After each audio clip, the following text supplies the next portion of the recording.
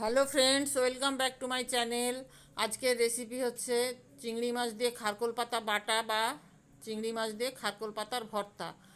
এই দেখো, কচুর শাকের মতো এগুলো এইভাবে কেটে নিতে হয়। কচুর শাকের ডাঁটার যেমন ছাল ছাড়াতে হয়, এরও ডাঁটার থেকে সেইভাবেই ছাল ছাড়িয়ে নিতে হবে। এই দেখো, ছাল ছাড়িয়ে নিয়ে এগুলো ছোট ছোট কুচো করে কেটে নিচ্ছি। তারপর পাতাগুলোকেও এইভাবে কুচিয়ে নেব যাতে মিক্সিতে দিতে সুবিধা হয়। বন্ধুরা, জলে দেওয়ার পর খুব ভালো করে ধুতে হবে, কারণ এই পাতাতে ভীষণ মাটি বা নোংরা থাকে। কিন্তু জলে দেওয়ার পর যতটা পারবে চেষ্টা করবে হাত না দেওয়ার। কোনো জিনিস দিয়ে এইভাবে মিক্সিতে দেওয়ার চেষ্টা করবে বা শিলে বাটবে, কারণ হাত চুলকাতে পারে। মিক্সিতে বাটার সময় কতগুলি কাঁচা লঙ্কা দিয়েছি, রসুন দিয়েছি, এতে একটু ঝাল বেশি লাগে।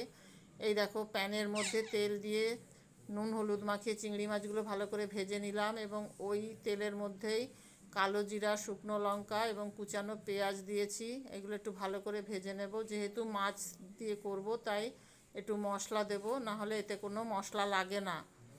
হলুদ দিলাম, জিরার গুঁড়ো, কাশ্মীরি লঙ্কার গুঁড়ো। এই দেখো, পেস্টটা দিয়ে দিলাম। পেস্টটা একটু গাঢ় হলে মাছগুলো দেব। এই দেখো, পরিমাণ মতো নুন মিষ্টি দিলাম, তবে সব মাছগুলো দেব না।